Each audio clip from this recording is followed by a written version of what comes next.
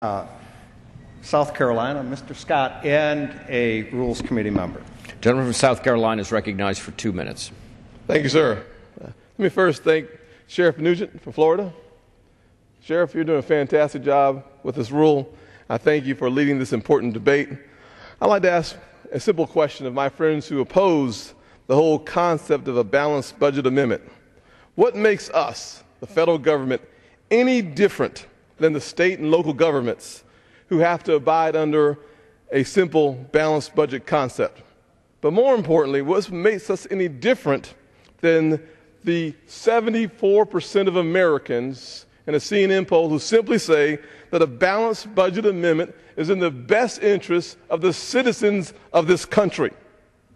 Simply put, Washington needs to stop this runaway train of spending.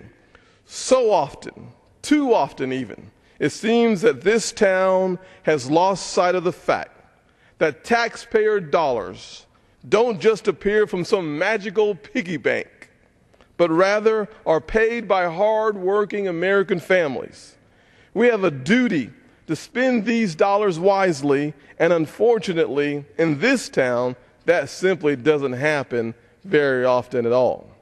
The last 3 years, not the last 30 years, not the last 3 decades, but the last 3 years, we have seen the largest increase in the debt of this nation, in the history of this nation.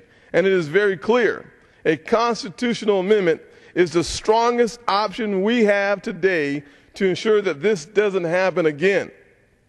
How can we expect to create a proper environment for job creation when we can't even keep the federal government's checkbook in balance?